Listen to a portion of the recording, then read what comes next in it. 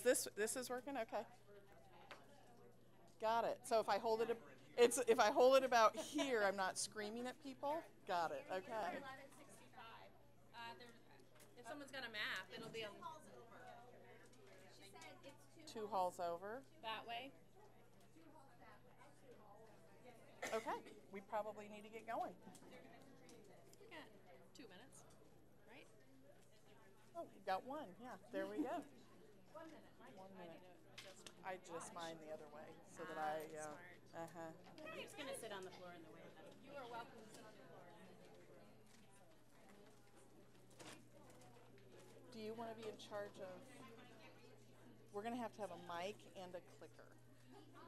So I think we're just going to have to pass, like whoever's talking is going to have to pass the mic. So do you want to click? I can. Yeah, yeah, yeah, if you'll click. All right. So I don't know if you'll have to point it back there maybe? Yeah. Yeah, would be my guess. Okay.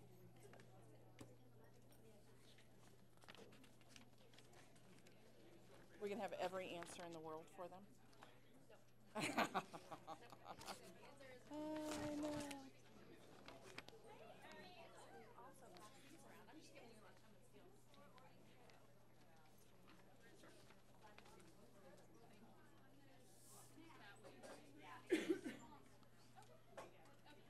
Okay. What about us walking around? Does that matter? We're good, like here, about, and then over to here, to the clock, anywhere in there? Got it. Let me give them some directions then. So when they're live streaming, so we need to hold it about here, okay? When you're talking, you don't have to hold it right up to you. And you can be anywhere from kind of that camera to over to the clock so that you're seen kind of in the live stream, but we can okay? stand up under there because Yes. we won't be in that way. No, you doing won't. the No, just so cafe. anywhere between here. But if you're out there, they can't see you. Okay, well, we'll be out. No, yeah, get out here. All right. Okay. Oh. How are you? Hi, Eddie. You just came in. What we want you to be doing is just thinking about these 2 questions, but I'm going to add one to it that's not written there. What can teachers do? On me, I'll get in here. I know. There's a live stream 2 doors, 2 halls down if you want in there. Yeah, okay, okay. Can you hear me in the back? All right.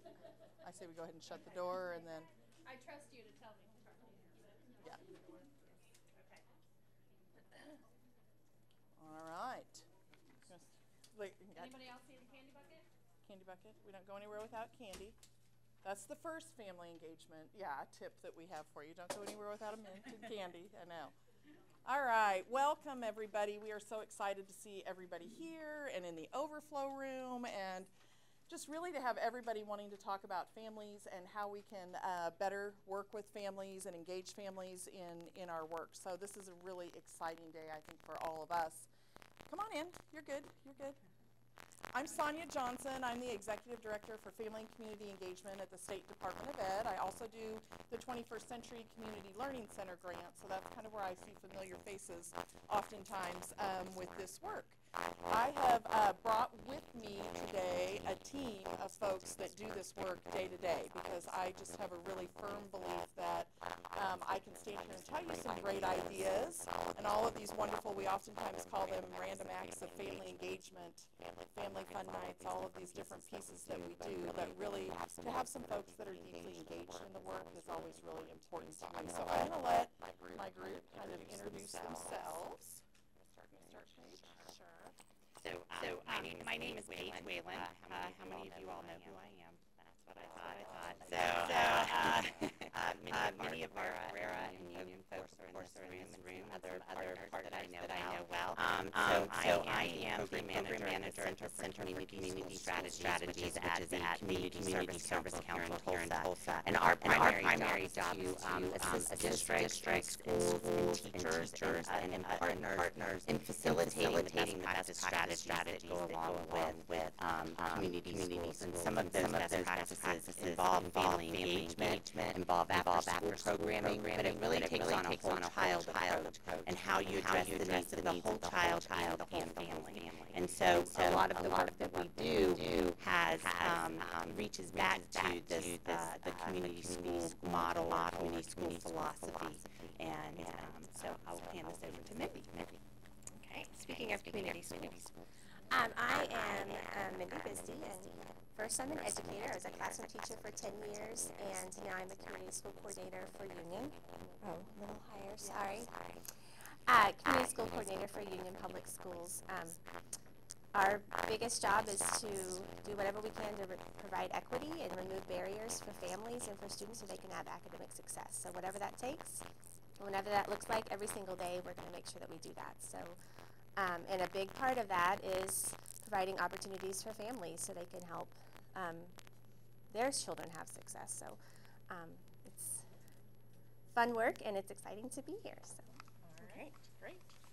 Pass that on down. Pass the mic. And I am Erin Velez. I just recently, in the last month, started working with Paige at the Center for Community School Strategies, and she told you what that was all about.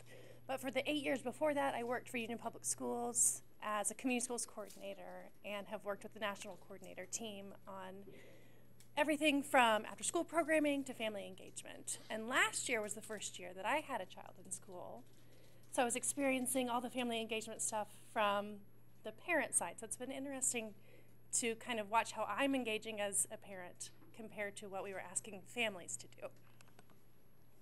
Great. All right, so we would like to just get a sense of who's in the room with us too. And I'm sorry for those that were live streaming too. I'd like to know a little bit about you all. So can you tell us, just by a show of hands with so many folks, how many are teachers, classroom teachers, frontline folks there with our families every day? That's great. What about administrators, principals, district leaders, folks like that? What about parent liaisons? Are there some parent liaisons? Anybody working as a parent liaison? Community school, maybe liaison also? Anybody? A little bit? Yeah. All right. What about community members? Community members here interested? What about parents? How many parents do we have in the room? Just a couple? All right. Now, if you're here, you're a parent, but you're not here in your parent role. Let's raise the hand that way, too. Let's see kind of what that, yeah, a lot more hands. So, again, I think that's an important distinction for us, is that you do play multiple roles there. What about rural settings? How many of you are from more of a rural setting, maybe? What about an urban, more of urban, the Tulsa area, maybe? All right, and then what about elementary? All right, versus middle? Oh, lots of middle. All right. What about high school? All right. This is great. This is wonderful. If you didn't raise your hand for any of those, maybe tell us, did everybody raise for something there? Counselor. A counselor. Okay. Mm-hmm. School counselors. Yep. Yes. Awesome. Great. Okay. Wonderful. Yep. Tribes are, yeah, a really big piece of this work and our community partners there. There's several of us with Carrera. Okay. Do you want to tell what Carrera is real quick for those of us that are not Carrera? Yes. It's a teen pregnancy prevention program Mm-hmm. that kind of wraps around with counselors, sex educators, academic and job club people, and really helps students get through to the very end of school and successfully without baby. That's or great. making a baby. Perfect. All right. We're good to hit the next Danielle. slide. Oh, yep. I'm with University of Tulsa, and we have 21st Century Uh-huh. Community Learning Center funds. Yes. To do after-school programming in Candlewood. Great.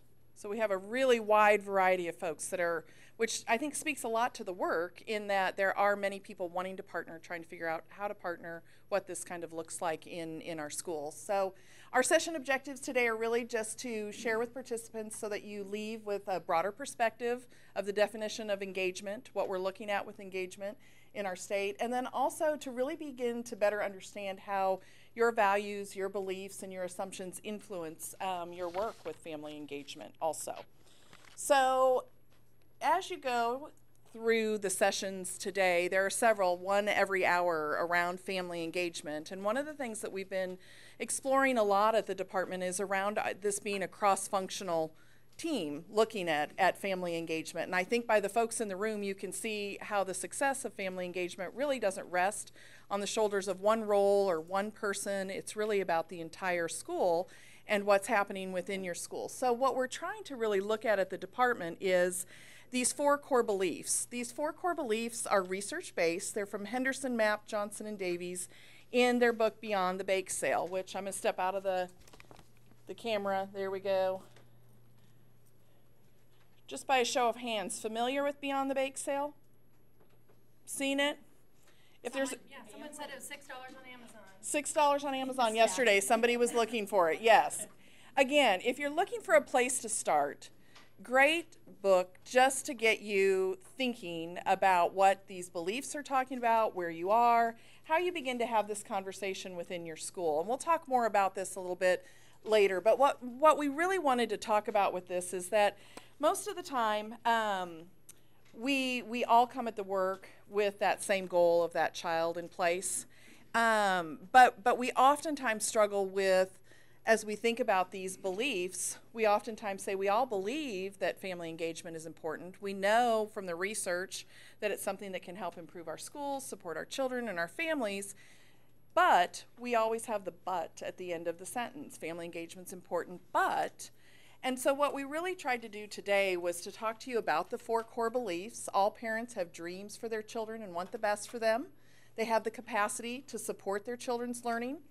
Parents and schools and staff should be equal partners in this work, and that the responsibility for building partnerships between schools and home rests primarily with the school staff, especially school leaders. And I think the interesting part yesterday as we discussed this in UConn was that definition of a school leader, and that school leader does not necessarily mean the school administrator. We had a couple of teachers in the room that talked about their roles as leaders in the building. So I think that, thinking broadly about what that role leader means is really important for all of us. But we hit these road barriers, I think sometimes, these roadblocks. And so what we tried to do today and what we wanted to share with everybody was that we have to believe this piece as we move forward, but what does that look like? And that's why I'm not going to talk to you through the whole session. These 3 are going to share some of those strategies that they found successful for you. So this next slide begins to get us into this involvement and engagement discussion. You don't have to hold it too close. I know. So before we go any farther, you want to give away one of your giveaways? Yeah, Does anyone have a birthday today? I think we better. This week? You're like, what's this week? I know, if you're on the Overflow, I'm sorry if your birthday is today. This month? Okay, there we go. 1. She gets the August. One birthday this month? Oh. Wait a minute. Okay. What's the closest to today? When's your birthday? He's checking the date. 31st? Oh, wait. Who else? When's yours? The 26th. Oh, goodness. The 3rd, the 26th, but we got the 3rd over here, which was only 7 days ago. Okay. So you're the lucky winner because we know it also takes a little caffeine sometimes, is what our theme was. To have these discussions. So close. All right, so let's talk about the difference between involvement and engagement. Who wants to tell me in their minds, what the difference is between involvement and engagement? No one? They can be involved on a field trip and not be engaged. Right, so I can show up to the field trip, every field trip, but I might not be engaging with what's happening in the classroom. Okay, anything else? With engagement, the parents and families are partnership versus involvement. They might be executing like operational stuff around the school building. Right, so Sonya had a great explanation yesterday of involvement is doing stuff to people, engagement is doing stuff with people. So what we're really looking at, and both are very important. Sometimes the involvement activities, bingo nights, those sorts of things lead to the connecting and building relationships to build really authentic, deep relationships with families so that you can have those really hard conversations or those great conversations about learning. So I asked you in the beginning to think about a couple of questions. What does an engaged family look like? You can speak from personal experience. What does it look like when you're engaged? Or you can speak from a family. Show up when they're not asked to. Okay, so I'm going to ask another question about that. Do we always let parents in the door when they show up when they're not asked to? We don't. But we can change that. Okay. What else? What does an engaged family look like? Or parent? Family engagement at the school that I work at looks like students working, or parents working with students on homework and signing it before bringing it back. It looks like parents helping to make the yearbook. It looks like parents letting us know when there's outside factors that might impact the student's education and we're able to support them at the school. Got it. Or some ways that it looks like. So they're really interacting. Let's talk about the mom or dad who works 2 jobs and has enough time to put their kid in bed every night and read them a story. Is that an engaged family? But sometimes it might not look like that from the school side, right? So it's just changing our mindset about what that engagement might really look like and meeting people where they are, because everyone's engagement level is going to look different. Now I ask you one more question, so I'm going to pick on teachers for a minute. How does a teacher engage a family? How does a teacher create an environment that engages families? Okay, what does that look like? Reaching out to them, not only negative things, but positive things, having them feel involved, making them comfortable. Got it. What else? We may want to repeat too on this. I don't know with the live stream, if we could repeat some of those things. Okay, so reaching out to families is what you were talking about. Not just waiting till families come to you, but making sure that you're making the effort to go out and connect with families. I think asking for their input. You know, if you have a student and you say, hey, I need your help. Got it. Tell me what you think about this. So asking the families what they can do to contribute to whatever issue you might be having.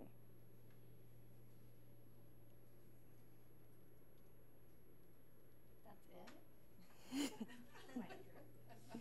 So I have to comment, because yesterday on one of the sticky notes, on several of the sticky notes that the participants put up, and we didn't do sticky notes today because there are so many of you all, and it would have taken us a really long time.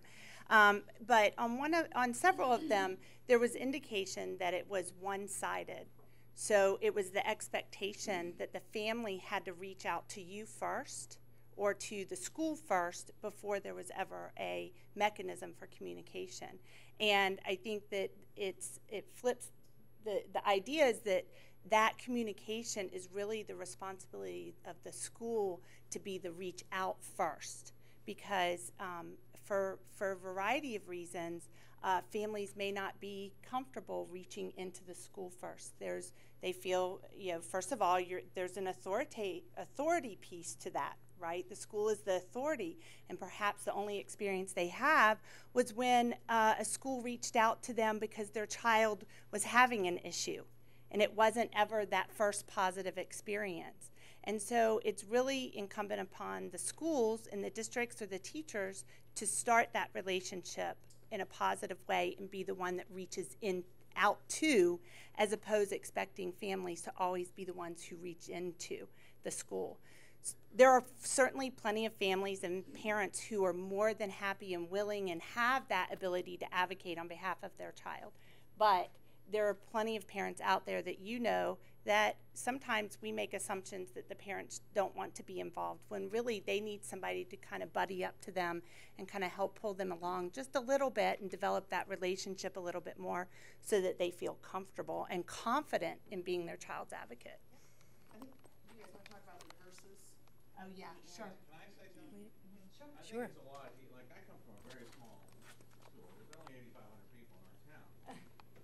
I've engaged with everybody. Sure, I bet you have. But I think in a larger school district like Union or boy goes more to north. I think it'd be a lot harder. Sure. Yeah. But because for us, you see somebody in the grocery store, you see them in church, you see them Yeah. the movie house. Well, we don't have a movie house anymore, but I think it's a lot easier to engage. Not that all parents want to engage. True, absolutely. But I think it's a lot easier to engage in a smaller district. And 'Cause where you does run that into people. start, right? So where would that start in a larger setting? It's still, it would have to start within the school. Right. You would have to. In the classroom or Yes. in the school, Yes. right? Yeah. Oh, sorry.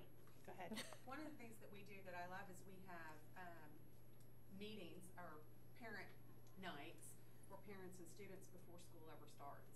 So a lot of those questions that they have, we're answering, and then we're all there to answer questions, to meet them, to names, Right. to So in the Overflow Room, she was talking about having meetings before school starts. Make sure I get it right. To build relationships with families. Before the school year starts, to build relationships with families. Answer questions. Those sorts of things. What are other people doing on the involvement or the engagement side? In my school, for example, Purpose Triangle, what we've done is once a week we try to, all teachers select at least 2 students who, most parents always see the negative side of things Yeah. from the school. So what we're trying to do is, hey, Johnny Joe and Sally Sue are doing okay, and we just called to let you know that, and then Great. we write it up. You know, it's not just a matter of saying it. We actually put it on paper so it can go in the child's folder, file, so that's a positive experience for the parent. So make sure I get it right. Every week, each teacher calls 2 families to connect and say great things happening and write things happening about their child. Awesome. What else? I work at Walt Whitman, which is North Tulsa. Yeah. And beginning of the year, we have a partner in education with Asbury Church. Yeah. So we have this one Saturday where we go out and reach out to the families in the community, and we try to remind parents when school starts, the times and everything, and our partners in education gives them a little gift for the kids. So you said once a month? We usually do one at the beginning of the month, and then they also do like family nights or family days on Saturdays around the major holidays. Got it. So your partner in ed with teachers goes into the community to connect with families. Okay. Very cool.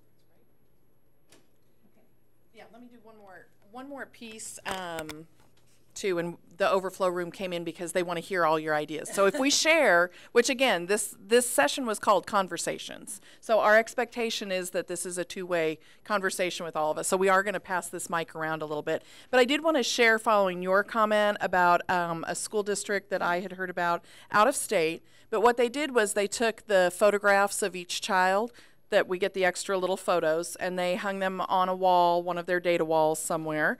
And they asked those teachers which of those students they had a connection with, which one that they really felt like they knew. And they marked them to see if there were children missing, that maybe no teacher within their building was actually having that connection. But then what they did in addition to that, is they asked the students, what teacher, is there a teacher that you feel like if you had something you could go to? And they did this cross-check with them, and it was very apparent to them, certain students from that experience, that they were not, that it was easy to maybe be, reaching out to the students that were having trouble or those doing really well, but they kind of had this group in the middle who were just kind of plugging along, and they didn't have that connection with. So that was something else that we had heard, was working really well at a national conference that I was at. So as we start thinking about this a little bit, one of the things that we had talked about, just as we sat down to have the discussion ourselves, was this involvement versus engagement. And really talking about the and with that, and that what we really want to look at, it's not an either or. And so we're not here to say that large family nights aren't a great way to get started, that there's not, that there's not wonderful things happening as we're doing all of these pieces. But when we're thinking about engagement, we're really thinking about that at a more personal relational level with those families, and how you can begin to develop those relationships. And so one of the things that I wanted to share today was really having Erin and Mindy talk about their journey with you from being classroom teachers, looking at this issue overall, and kind of how they moved from that involvement piece into doing some more, I think some of the depth with the engagement work that they were wanting to do. So do you want to start? Sure. Okay. Like I said, I spent the last 8 years at Rosa Parks Elementary. Some of you all have been out there. And when I came to Rosa Parks, we were doing mostly the big events. And our principal that next year really started having the conversations of how are we blocking some of the family engagements opportunities. So we really had some deep conversations with staff of what barriers are we putting up to stop families from coming in the door. Who has a school? You don't have to tell me this really, but how many times have we seen a school where at 8:30 the doors close, you are not allowed to walk in the doors anymore? Have we seen that before? So that's one of the things we looked at. Why are we doing that? And there's some families that linger, but we can have those individual conversations. So we let people check in at the front desk and walk their child back to the classroom. They can come in the middle of the day and go into a classroom, those sorts of things. So trying to figure out a way to create an environment where families feel comfortable coming in anytime during the day.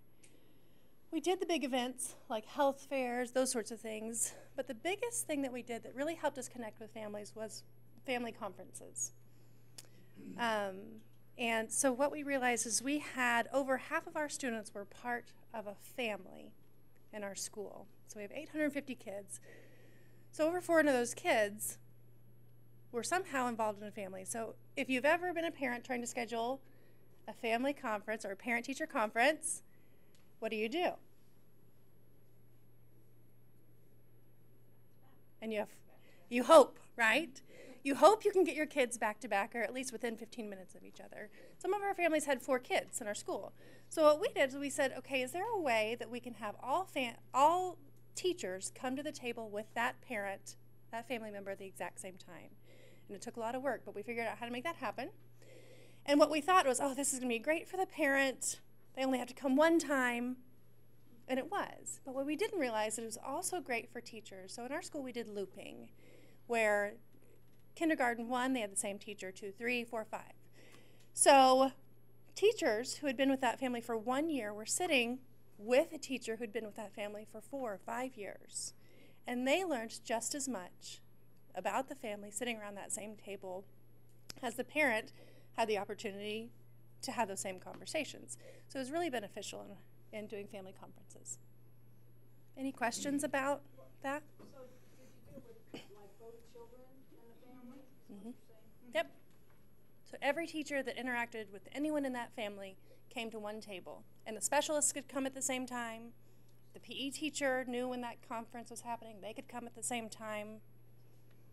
It was one meeting. And a big, hairy spreadsheet.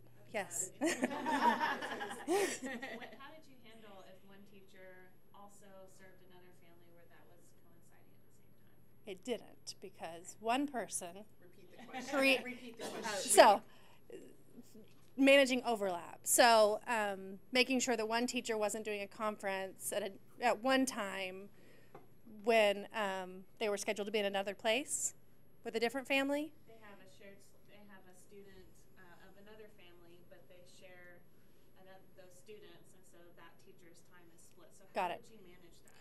So one person does have to create the family conference schedule, and then that schedule is sent to teachers, and they schedule all their other conferences around that. Okay. So consideration was given first to those family groupings. Correct. Okay. Any other questions? 15 minutes. 20 minutes actually for a family conference was 20 minutes.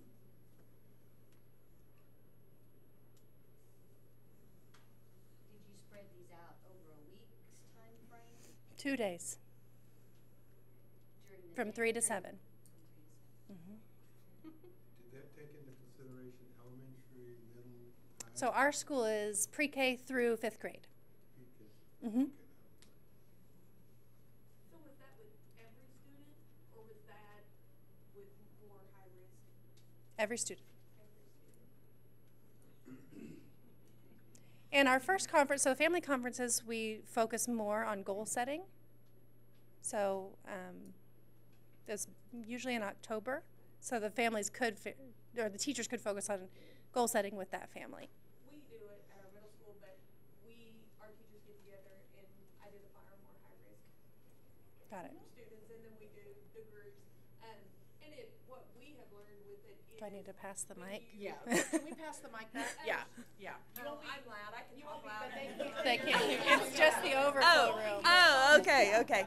So what we've learned is when you call the parent and say, instead of it being open-ended and saying parent-teacher conferences or this day, and then you know how it is, you get your good kids, good parents, and then the ones you need don't show up. When you call and say, you're scheduled for this day, this time, they show up. So, yes.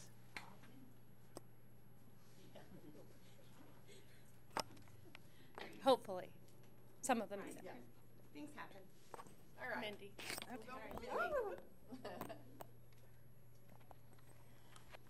All right. I actually taught at Bovers Elementary for 10 years, and so and then I transitioned a year after. I was gone for a year, and then I became the community school coordinator for the past 3 years. So I will say, relationship-wise, it has made a big difference in my role. Just knowing families and having I think longevity is probably one of the best factors of building relationships, because kids are coming. Families have multiple children are coming through schools. So, we have, I feel like one great advantage of that we are a neighborhood school, that the students in our building only live within 1 mile section of where our school is set. And we have, including apartment complexes. So I think that's a huge advantage. All of our families can walk to the school. We have no buses. So I think, that makes a big difference.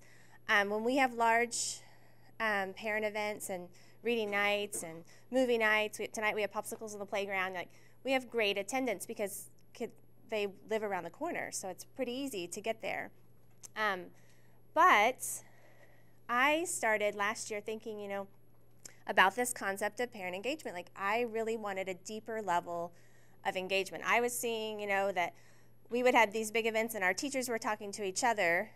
Our parents were talking to the people that they know, but they really weren't trying to get to know anyone else. We struggle with getting people to be on our PTA. There's the engagement level. They were involved, but they're not as engaged as we really want them or need them to be. And so at the beginning of last school year, I just kind of presented to my community school team, I'd really love to learn more about parent engagement and how we can really make sure it's more effective in our school and at our site.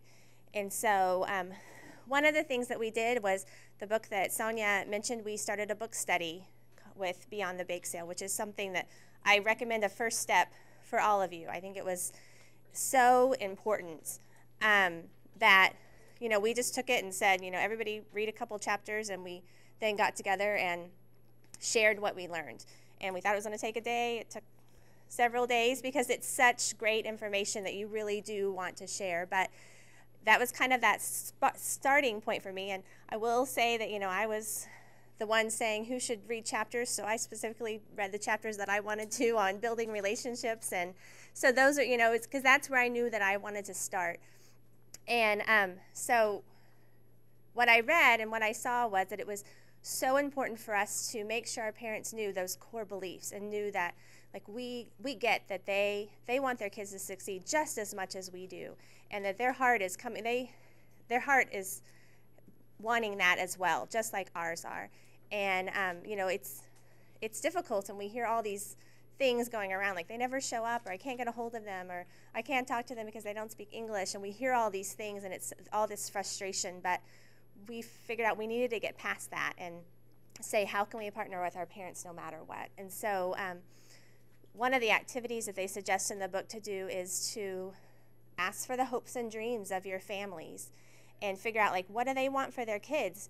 And so one of the nights that we have parent-teacher conferences, our goal-setting night, we, which this is a risk. We had no idea if this was going to work out or not, but we set up a family activity in our cafeteria and said, after your conference, which the child comes to since it is a goal-setting conference, go to the cafeteria and we have a family activity for you to do. And that activity was for them to write down what their hopes and dreams were for their family, not necessarily for their child. So what hopes and dreams do you have for your family? And then what action steps are you going to take, or do you need to take, to accomplish those hopes and dreams? So then we said, to make it fun, we said, can you symbolize what your hopes and dreams are and make a family flag? And so that's kind of an example up there. And we had flags everywhere, and we kept these in the school, so we have them hanging up all over our school. We got so many amazing things that they were saying. They were, some of them are very basic. They're saying, like, we want to take a vacation. We want to go to Disney World. And I get that. Like, who doesn't want to go to Disney World? They also, like, we want to buy a house, which the majority of the families in our neighborhood rent, because it's a older neighborhood, and it's had that turnover of the older homes that have now become rental property. And so they said, we want to buy a house. But then it was also like, we want our kids to go to college. We want to spend time together as a family. So it's those things that every one of us, like all of us, have gone through. So it's basically their hopes and dreams are the same as what every one of us feel.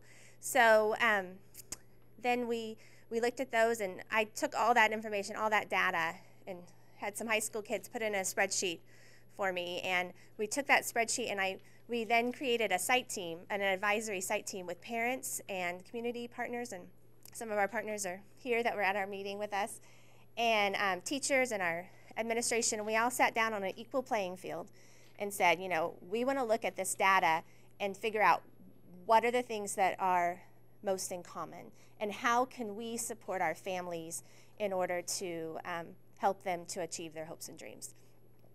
And I will say, for us as a school, our goal is still academic success, but we know that if we're helping our families achieve their dreams to buy a house, or by giving them a financial aid class, or if it's getting their kids to college by making sure that we're having college nights and talking about that at school, and putting an emphasis on it even at the elementary level, that all has to do with them still graduating and getting, like, if we help our families be successful, our kids are going to be successful. So it makes a huge difference. So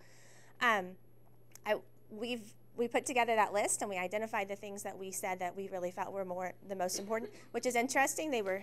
The team was split into 3 groups, and all of them listed the same thing. Like, they all identified the 3 main categories that we saw.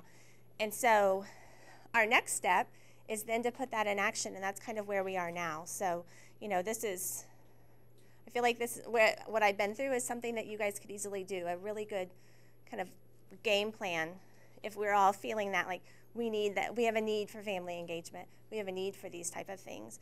And I know I'm looking forward to this year and seeing. I think one of the things that we know is we need to go small, like those large group settings. We'll continue to do them, but we also need to make sure that our teams and our teachers are meeting in small groups and with small groups of parents, so those relationships are being built. So, questions? Comments? Conversation. Yeah. I'm going to see if there's anything I missed. Oh, I will say one thing just for fun. This family field trip that we take, I love it so much, that we saw that our families, many of them don't leave the area, the community that we live in. Like, they tend to stay in that 3 to 4 mile section, because that's kind of that safe zone. They don't have the money to go to Discovery Zone or Tulsa Air and Space Museum or those really cool places. So we found some partnerships that would pay for that, and we started taking family field trips. We pile everyone on the bus after school. It's like an evening event. We have them sign up. We give them tickets. We say, you're welcome to come. You can bring anyone in your family as long as they're over 4 years old. Just let me know who's coming. They show up at the school. They have dinner. We all load onto the bus, and we go together on a field trip. And we all go and experience Tulsa Children's Museum together, or we experience Tulsa Air and Space Museum together. And it's teachers and kids and parents and babies and high schoolers, and it's just most amazing thing. Then we get back on the bus and we come home and we've all just had this great experience together versus, you know, our kids going and experiencing these things on their own. So anyway, that was a little bonus. Any questions, thoughts, additions? Yeah.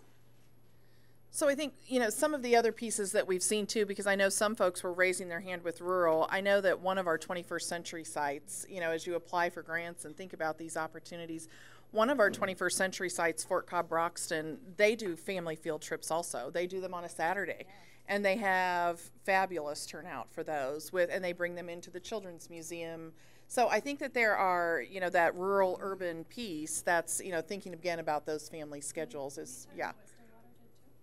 Stillwater, and this was the piece that we talked about yesterday, which is kind of tough on the road sometimes because we have all these great conversations that we had yesterday in Yukon, but we had Stillwater Public Schools has started a parent camp. So are you familiar with Ed Camp? How many of you have attended an Ed Camp? It's kind of this unconference idea where you bring educators together and they highlight the topics that they want to discuss and what's important to them. There's also this model where we're doing that with parents. And so that is something that at the department we're looking at how we can maybe assist all of you with a toolkit, something to be able to do that where you bring families in, you allow them to tell you the topics that they'd like to discuss. And oftentimes those parent leaders are the folks that are actually leading those sessions. So Stillwater they were kind of our first test little pilot site. They did that this a few months ago for us, and they're looking at doing one again in the fall. But just a really nice, very casual evening with about 20-minute rotations going around the building. They had their superintendent there, their principals were there, they had teachers there, and then the families, and they kind of identified those topics. The first time that they did it, they identified some topics, but now that they're kind of maturing in the system, this next time they're going to let some of the families now build some of those topics also. So if you go out online, and we can put that on our website too, there is a National Parent Camp site that you can look at, and then be watching to our website at the State Department. We're starting to put together tools based on, we let them try it out first to make sure we had everything in line to be able to support you guys. So we had that going also. I would like to talk too, the other thing that I would like them to just briefly talk about with you are home visits. That was another discussion yesterday that kind of took us into this deep dive where folks were asking a little bit more about home visits. So could you guys talk about how you've gone out to the homes? Well, I can share about our neighborhood walkabout, and then maybe you can do a little bit more of specific.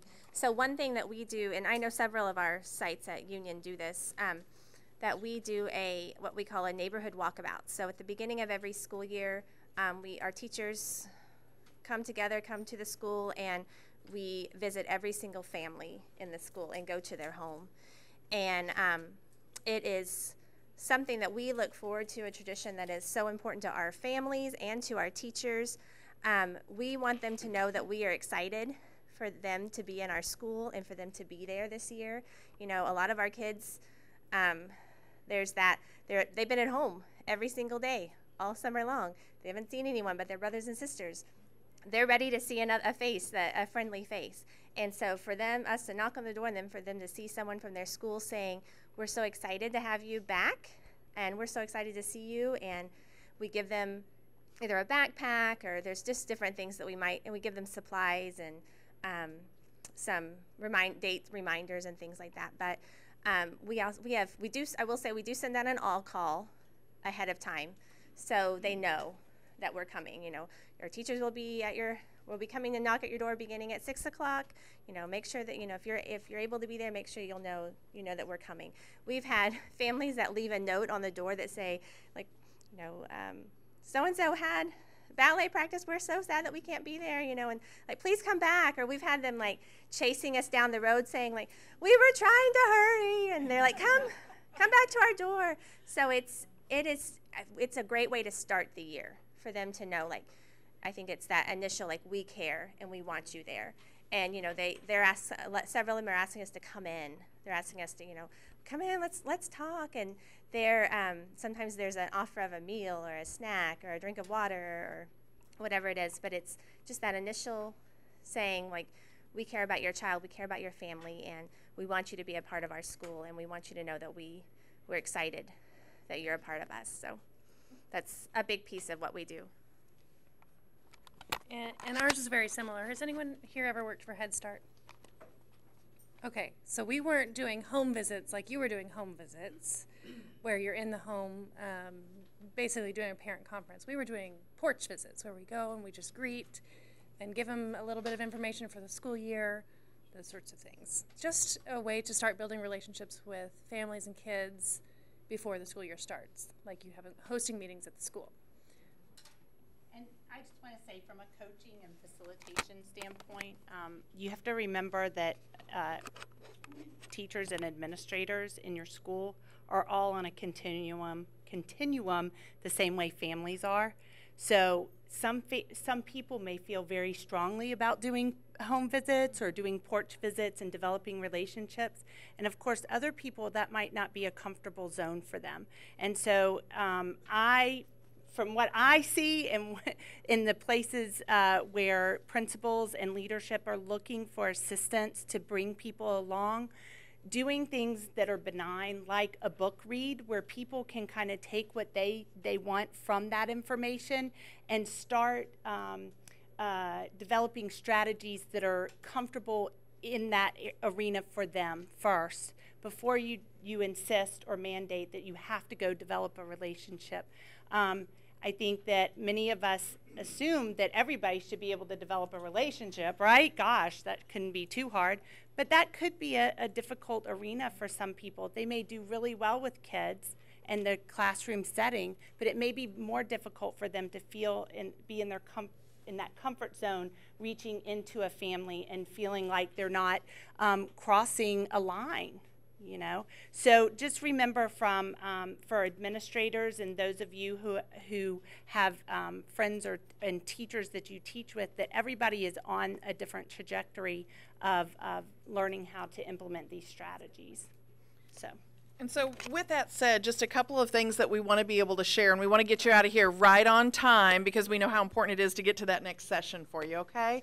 But some of the pieces that we're seeing with this state and this national discussion, our Superintendent Hoffmeister does have, as a part of her strategic plan, family engagement aligned under strategy number 3, which is really why we're here, why you see every hour of the day there is a session around family engagement, that our goal is to start to have some of these discussions with you so that we can see what resources you need, where you are, what would be most helpful for you, but also what would be helpful for families in this discussion, because it's just as important for us to be building the capacity of those families to engage with the school as it is for our schools to know where to engage with those families. So you'll be seeing more information from us on this. As we look at the Every Student Succeeds Act and kind of where we are, I know some of you are probably saying, well, great, they've got Mindy who does this full time every day. They're using, title funds are available to be able to support the work. And so there are supports out there available through the Every Student Succeeds Act. There are expectations within that act that you probably would want to be looking at also in your schools if you are a title school. Particularly around the meaningful is the word within ESSA that we really want to be thinking about, is that meaningful input from families. How are you really, beyond on your required health and safety committee that you have to have in your school, what are those opportunities for families to come in and give you some feedback in the work that you're doing? So I want you to know that there are state and national, kind of pieces happening with this. We have our website that if anybody's looked at it, you'll click on a link, and it's just blank right now because we are just getting started with it. So if you have needs or ideas, we would really like to hear them at this point also. So what we'd like for you to do, kind of in closing, is just a quick reflection. Thinking about, in your role, how can I better engage with families based on some of the things that you heard today? What's the one thing that you might take back and put in place after this? And all right, you want to share? Well, I'd like to, as a teacher, I'd like to be able to try to get that family flag project started. Say that again.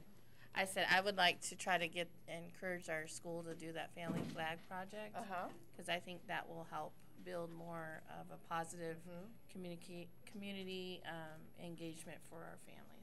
And looking. Flags you can find on Oriental Training.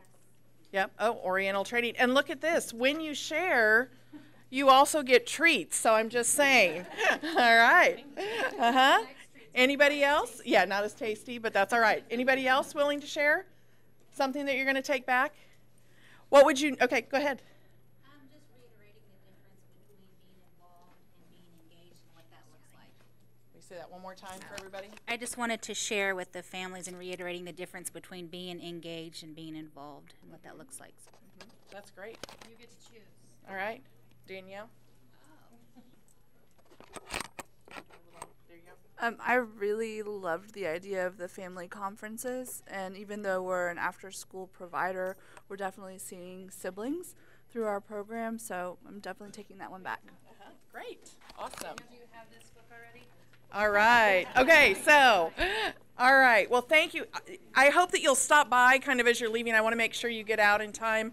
But if there are things that you need to be successful with this, I hope you'll stop and visit with me a little bit more about that.